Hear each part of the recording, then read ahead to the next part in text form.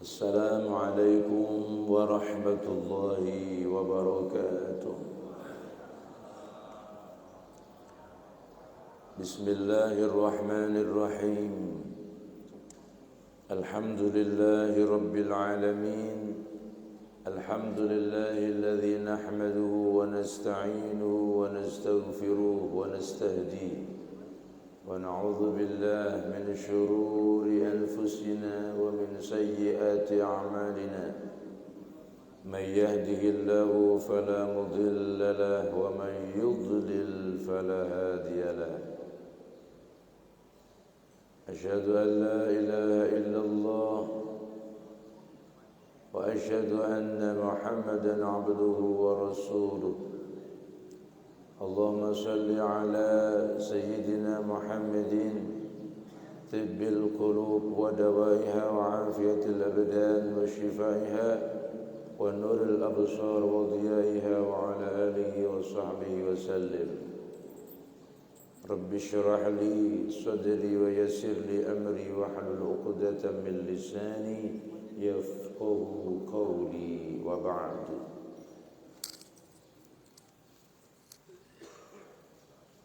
قال الله تعالى: قال نوح ربي إنهم عصوني واتبعوا من لم يزده ماله وولده إلا خسارا ومكروا مكرا كبارا. Nabi Nuh berkata, Rabbi, wahai Tuhanku, innahum, sesungguhnya mereka, asawni, telah durhaka kepadaku, wattaba'u, dan mereka mengikuti man, orang-orang, lam yazidhu, mengikuti orang yang tidak menambahnya, maluhu, hartanya, wa waladuhu, dan keturunan-keturunannya atau anak-anaknya, illa khasara, kecuali hanya menambah kerugian baginya.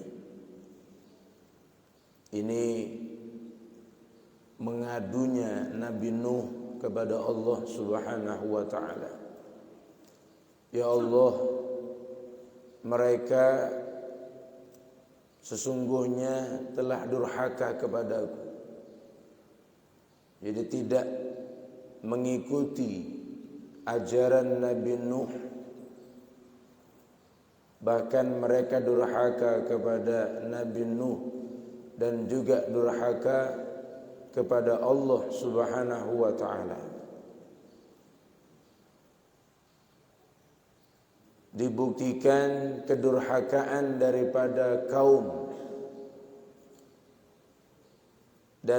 kaumnya Nabi Nuh adalah mereka mengikuti orang yang tidak menambah hartanya dan anak-anaknya, kecuali adanya harta dan anak-anak tersebut mengakibatkan kerugian baginya. Jadi mereka durhaka dengan menyembah Tuhan selain daripada Allah, atau Tuhan daripada berhala-berhala yang dibikin mereka sendiri, dan itu lebih diyakini akan memberikan kesejahteraan dalam hidup mereka. Ini keadaan yang dialami pada saat Nabi Nuh alaihi salam berdakwah. Kurang lebih 950 tahun Nabi Nuh berdakwah. itu bukan angka yang sedikit. 950 tahun. Hampir di kebanyakan umat akhir zaman, umat Nabi Muhammad ini mungkin ada mungkin 1-2 ya. 950 tahun berdakwah bukan mendapatkan kaum yang banyak, malah sebaliknya mendapatkan kaum yang durhaka kepada Allah dan mendurhakai daripada Nabi Nuh alaihi salam. Begitu sabar dan begitu berat tantangan seorang nabi. Jadi memang man yuridillahu bihi khairan, siapa orang yang dikehendaki baik oleh Allah, yu'ajjiluhumullahu bihimul uqubah, Allah itu memberikan ujian. Jadi siapa orang yang dikehendaki baik, Allah itu nunjuk ujian. Salah satu di antara ujiannya adalah ketaatan. Kita diuji ketaatan kita. Semakin tinggi keimanan seseorang, ujiannya pun juga semakin berat. Ketaatan, sholat 5 waktu ini juga bagian daripada ujian ketaatan. Maka dijadikan yang namanya sholat 5 waktu ini adalah fardu, kewajiban, dan itu diuji oleh Allah. Sampai di mana ketaatan kita kepada Allah Subhanahu wa taala. Itu ujian. Semakin kita semangat dalam menjalankan kewajiban tersebut, maka semakin baik keimanan dan ketaatan kita. Ada lagi ujian yang lain adalah ujian untuk meninggalkan hal-hal yang nikmat, hal-hal yang enak, hal-hal yang lemak, dan itu syarat dengan larangan daripada Allah Subhanahu wa taala. Meninggalkan yang lemak-lemak, tapi akhirnya atau hakikatnya itu adalah perbuatan yang dilarang oleh Allah. Tidak sembahyang itu lemak, tidak sembahyang itu enak. Nah, yang enak itu adalah merupakan pelanggaran. Kenapa kok enak? Karena emang tidak ada tugas ya. Waktunya subuh lewat, waktunya zuhur enggak terfikir ya. Itu larangan daripada Allah. Meninggalkan sholat larangan daripada Allah. Mengerjakan sholat perintahnya Allah. Makanya semakin kuat iman seseorang, semakin diuji. Semakin diuji. Maka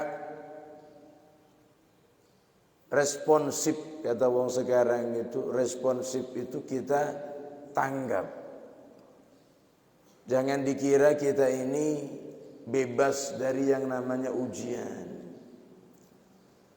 Dan itulah cara Allah untuk perhatian kepada manusia, perhatian kepada hamba-hambanya.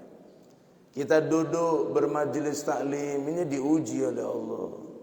Sampai di mana perhatian kamu terhadap perkumpulan-perkumpulan yang mengingatkan akan Allah, perkumpulan-perkumpulan yang mengingatkan akan ayat-ayat Allah, perkumpulan-perkumpulan yang dikenal dengan majelis dzikir atau majelis ilmu.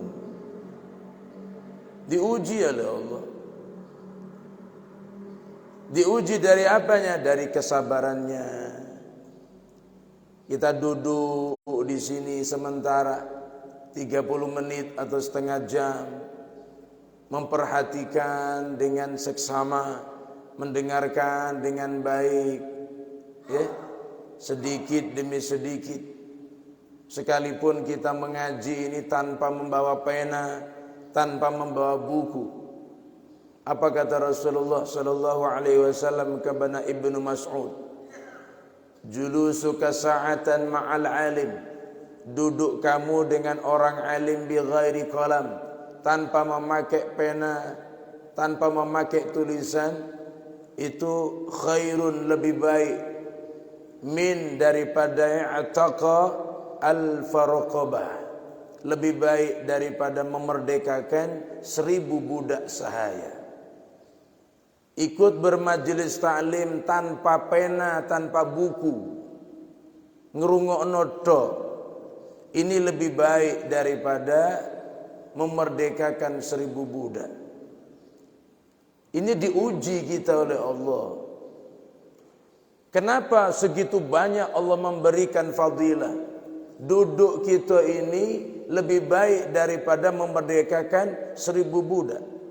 Zaman Sayyidina Abu Bakar memerdekakan budak. Budak itu adalah orang yang terbelenggu. Orang yang terbelenggu fikirannya dan hatinya berikut tenaganya. Kenapa dikatakan terbelenggu? Sebab fikiran, tenaga, dan segala kekuatannya ini dikuasai oleh majikannya. Dia punya tugas dan harus melaksanakan tugas apa yang ditugaskan oleh majikannya. Tidak merdeka dia. Di zaman Sayyidina Abu Bakar, untuk memerdekakan satu budak, budak yang bernama Bilal bin Rabah, yang akhirnya menjadi muadzin, ya, tukang azannya Rasulullah, yang dikenal Bilal bin Rabah hingga hari ini. Setiap tukang azan dipanggil Bilal, padahal namanya bukan Bilal. Mana Bilalnya? Terkenal, padahal itu budak. Budak itu pekerja, pekerja siang malam gawenya kerja. Siang malam gawenya itu kerja. Kalau tidak salah, budak daripada Abu Sufyan, Bilal, itu dimerdekakan dikarenakan disiksa. Disiksanya gara-gara Sayyidina Bilal ini ikut ajaran Nabi Muhammad sallallahu alaihi wasallam. Sementara majikannya ini orang Quraisy, musyrik, kafir. Apa yang diucapkan Bilal? Ahad, Ahad, Allah Ahad, Allah Ahad. Itu tok. Belum sembayang Bilal, baru itu baik. Allah Ahad, Allah Ahad. Siapa Allah Ahad? Allah Rabba Muhammad, Tuhannya Muhammad. Tambah marah majikannya. Kenapa? Sebab yang disebut adalah musuh daripada majikannya. Disiksa, dimerdekakan oleh Abu Bakar. Itu kalau duit zaman sekarang itu berkisar puluhan juta. Puluhan juta. Taruhlah umpamanya 15 juta lagi. Untuk memerdekakan itu orang terbelenggu. 15 juta dikontrak selama 2 tahun. 15 juta ditebus oleh Abu Bakar. Ini 15 juta ini, kata Nabi, duduk kita tanpa pakai pena, tanpa pakai buku, lebih baik daripada memerdekakan 1000 budak. 15 juta dikalikan 1000. Berapa? Berapa M? Berapa M, Pak? 15 miliar taruh lagi itu atau 1,5 M lah gitu ya. 1,5 M kalau takaran saya pirang tahun ngumpulno itu Pak. Ya. Itu 1000 Buddha. Kenapa kok dibikin itu besar? Sebab umur umat Nabi Muhammad ini di antara 60, 70, 80, 100 lah gitu. Sementara jarak antara kematian dengan kiamat itu ribuan tahun. Apa cukup untuk modal di alam barzah kalau satu kebaikan dibalas satu? Tak cukup. Satu dibalas satu kebaikan, sementara kejelekan kita ini hampir imbang. 50-50 ya. 50%, 50%. 50% kebaikan, 50% kejelekan. Kalau satu dibalas satu akan berlaku itu. Lewong satu dibalas 10 aja Allah masih berfirman, innal insana lafi khusrin. Makanya dilipat gandakan. Duduk kita ini sesaat tanpa pena, tanpa buku lebih baik daripada memerdekakan 1000 budak. Itu sehari. Dino Senin to. Sementara di Assalam ini Senin, Selasa, Rebu sampai ketemu Minggu meneh, Senin meneh. Kalau sampai kerjakan itu setiap hari, sesaat, tabungan kita ini berapa miliar? Sudah berapa triliun? Makanya dikasih modal oleh Allah. Untuk apa? Untuk melemahkan umat Nabi. Untuk melemahkan umat Nabi Muhammad sallallahu alaihi wasallam. Supaya enak gitu. Dan ini ujian. Tinggal kamu ini berimankah dengan apa yang disabdakan oleh Nabi Muhammad atau tidak?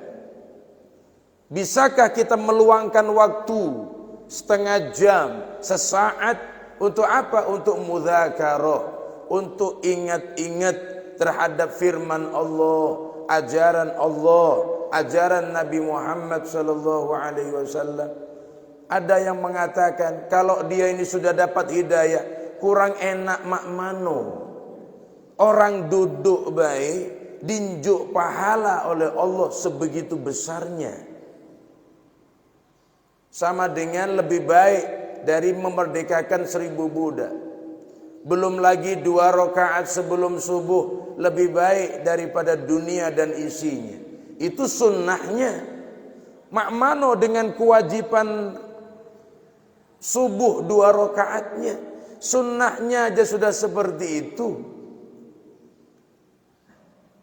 Pernah saya baca dalam satu hadis, salat subuh ini adalah merupakan salat yang menjadi sebab seseorang hamba ada pada jaminan Allah Subhanahu wa taala.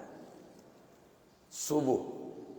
Jadi kalau orang salat subuh itu salah satu sebab seseorang ada pada jaminan Allah, fi dhimmatillah. Kalau sudah dijamin oleh Allah, Allah yang menanggungnya. Allah yang menanggungnya. Fa insyaallah orang tersebut akan menjadi orang yang dipilih oleh Allah di dunia dan dipilih untuk menempati surganya Allah Subhanahu wa taala. Amin ya rabbal Ini diuji oleh Allah dengan keutamaan yang seperti ini, diuji oleh Allah. Sabarkah mereka untuk duduk di Masjid Agung As-Salam barang sejenak, dikasih pahala, dinjuk tempat duduk yang layak, belum lagi dikasih kopi, belum lagi dikasih makanan. Oh, Masya Allah. Apalagi nanti balik dikasih amplop satu-satu. Amplop kosong maksudnya. Ya. Isinya balik ke saya. Ya. Umpamanya, tambah Masya Allah. Apalagi sampai umpamanya nanti ada wali kota baru, umpama. Ya. Siapa yang rajin kuliah subuh di As-Salam, akan saya berangkatkan umroh. Setuju tak Pak? Wah itu. Tapi syaratnya belum pernah umroh sama sekali. Nah itu. Yang sudah umroh agak males Pak. Ya Allah. Itu ya. Jadi bonus-bonus yang seperti itu memang dibikin oleh Allah. Kenapa? Dan itu fakta. Bukan hanya khayali, bukan hanya bumbu-bumbu sedap aja, bukan, itu kenyataan. Kenyataan.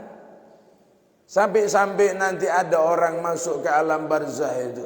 Kalau tahu model ini, ya Allah, hidupkan barang sejenak aku hidup lagi ke dunia. Apa? Begitu besar pahala yang diberikan Allah. Makanya kata Rasulullah, tidaklah ruh seseorang berpisah dengan badan seseorang kecuali kedua matanya mengikuti kemana ruh itu berjalan. Jadi ruh itu dijingok. Jadi kalau ruhnya itu dijingok, dia ini bakal masuk ke dalam surga, maka dia akan diberikan wajah tersenyum. Dan sebaliknya, kalau dia melihat ruh ini bakal dikumpulkan dengan orang-orang penghuni neraka, dia akan sebaliknya. Dan itu ujian. Ya, tinggal kita berjalan dari rumah menuju masjid, ini pahalanya pun juga besar. Bukan perjalanannya yang dihitung, setiap langkah, kullu khutwah. Setiap langkah. Sampai ada orang bertanya, Pak Ustadz, saya ini ke masjid itu tidak pakai langkah, jadi pakai motor, mana yang dihitung? Nah itu. Dari apanya? Dari senangnya mendapat bonus daripada Allah. Ya tetap khulu khutwah, setiap langkah. Setiap langkah dari rumah ke masjid, ini setiap hari sampai kerjakan. Maka apa kata Allah? Wa likulli wijhatun huwa muwalliha fastabiqul khairat. Setiap manusia ini punya cara yang berbeda-beda menuju Allah. Fastabiqul khairat, maka berlomba-lombalah untuk kebaikan. Jadi intinya kita hidup di dunia ini adalah nabung amal. Nabung amal. Nah itu ujian. Dan jangan dikira ujian itu penyakit, itu ujian. Anak nakal, ujian, bukan hanya itu. Ketaatan itu pun juga ujian. Sampai di mana kita ini menabung amal-amal ibadah. Itu ujian. Begitu juga dengan ujian Nabi Nuh. Makanya kalau ada orang mengatakan lemak nian jadi nabi, canyo endah. Kenapa? Sebab ujian para nabi itu berat. Berat sekali ujian nabi. Jadi kalau ada yang mengatakan lemak nian jadi nabi, asumsinya adalah bukan enak-enak dengan bergembil-gembil harta, minta ini terkabul, minta ini dikabul, enggak. Yang enak jadi nabi itu apa? Mereka sukses dalam menjalankan ujian Allah. Itu nikmatnya. Makanya dimuat dalam surah Fatihah, ihdinas siratal mustaqim, siratal ladzina an'amta alaihim. Tunjukkan kami ke jalan yang lurus, sebagaimana jalan orang-orang yang sudah engkau beri nikmat. Siapa itu? Minan nabiyyin, dari kalangan nabi. Jadi kalangan nabi lemaknya apa? Mereka sukses menjalankan ujian. Dan belum ada nabi yang murtad, belum ada.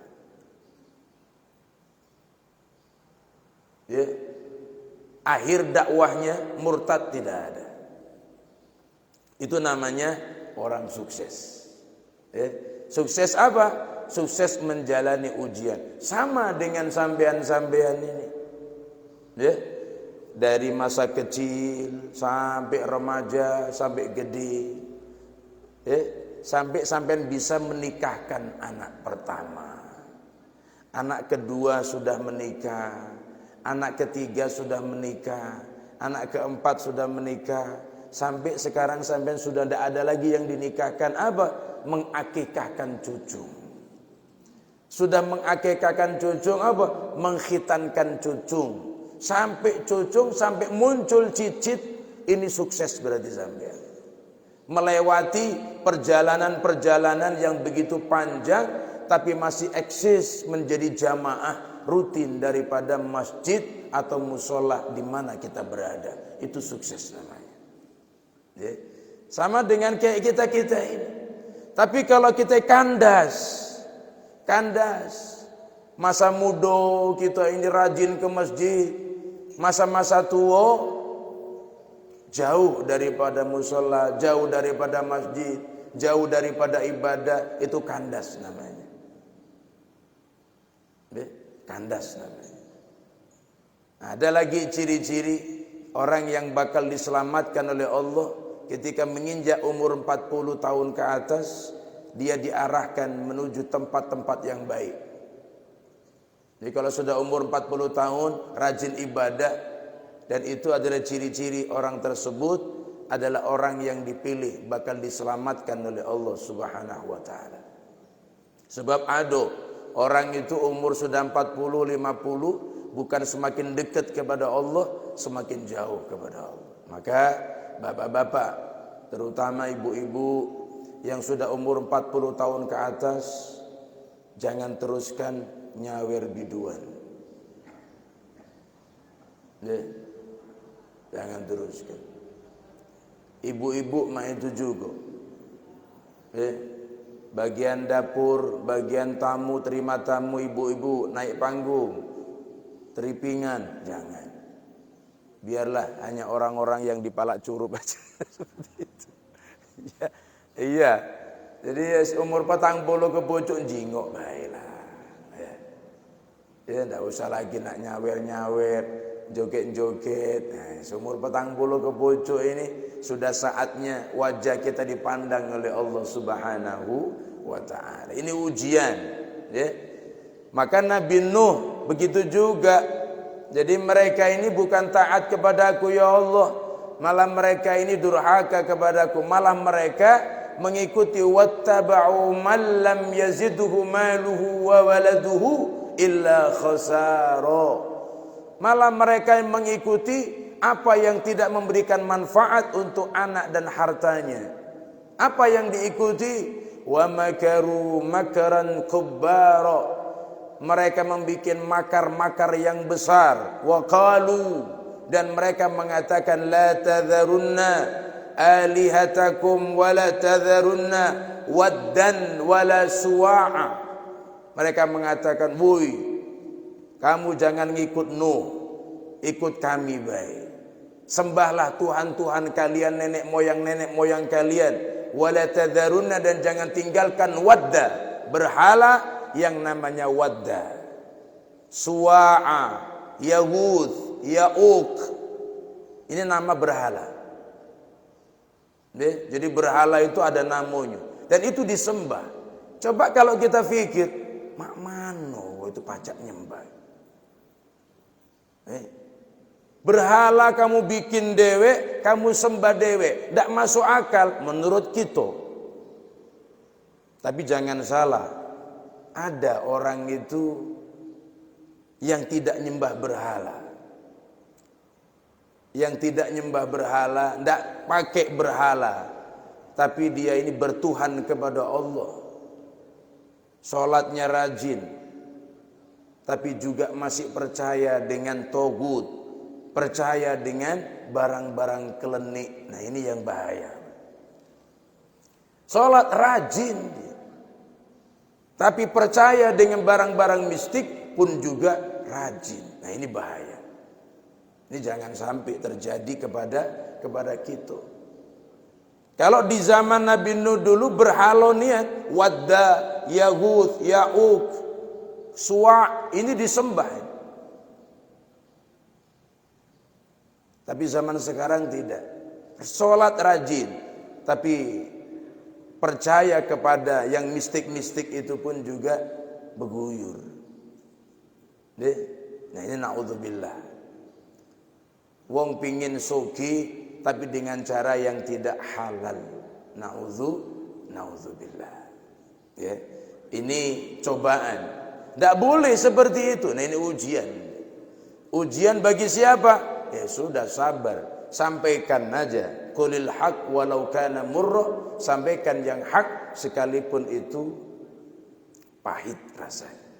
Jadi kalau zaman dulu berhala niat, tapi sekarang ada dalam kolbu. Duo. Tuhannya duo. Allah disembah, yang mistik-mistik pun juga disembah. Ini angel di zaman sekarang. Ya. Tapi mudah-mudahan untuk di Masjid Agung As-Salam tidak demikian. Percaya hanya kepada Allah Subhanahu wa taala.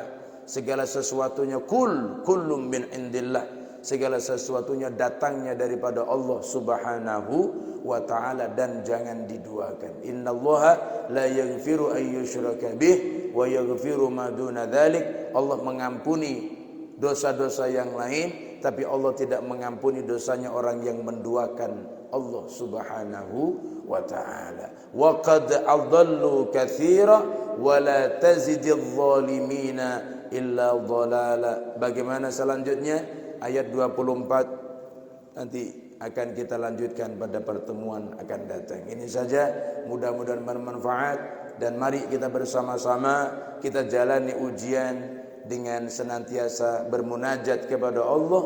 Rabbana la tu'akhidna in nasina aw akhtana rabbana wa la tahmil alaina isran kama hamaltahu ala alladhina min qablina rabbana wa la tuhammilna ma la taqata lana bi wa'fu 'anna waghfir lana warhamna anta maulana fansurna 'alal qaumil kafirin. Betul ujian itu ada, tapi kita minta pertolongan dan keringanan kepada Allah Subhanahu wa ta'ala. Ini saja, mudah-mudahan bermanfaat, dan mudah-mudahan kita galuh-galuh selalu diberikan yang terbaik oleh Allah Subhanahu wa taala, diberikan kesehatan zahir dan batin, diberikan umur panjang lagi berkah untuk ibadah. Amin ya rabbal alamin. Ini saja, wallahul muwaffiq ila aqwamit thoriq. Wassalamualaikum warahmatullahi wabarakatuh. Allah